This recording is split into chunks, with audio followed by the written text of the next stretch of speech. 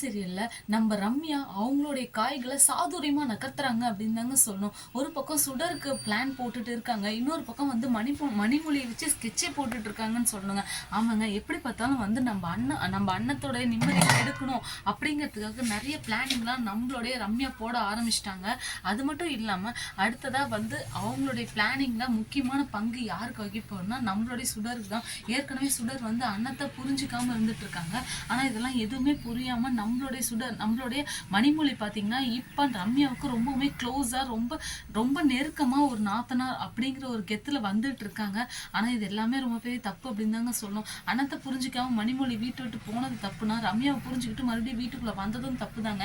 இது வந்து ரம்யா மணிமொழிக்கு போடுற ரொம்ப பெரிய ஸ்கெட்ச் அப்படின்னு தாங்க சொல்லணும். ஏற்கனவே கட்டுக்கொண்டுக்கு நான் கவுன்சிலர் பதவி வாங்கி தரேன் அப்படிங்கிற ஒரு பிளானிங்ல இப்ப மணிமொழிய வந்து பிளான் பண்ணிட்டு இருக்காங்க.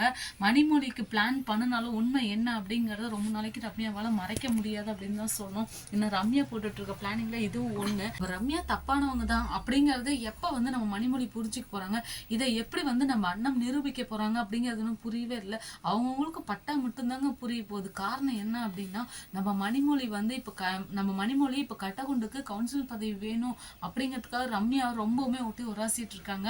இதெல்லாம் கொஞ்சம் கூட நடக்க போறது இல்லை. இது வந்து ரம்யாவோட முழுக்க முழுக்க ஒரிஜினல் சதி அப்படின்னு தான் சொல்லணும். இதுக்கு செண்பகமும் சரவணனும் வந்து பாத்தீங்கன்னா கூட்டு சதியா இருந்துட்டு இருக்காங்க.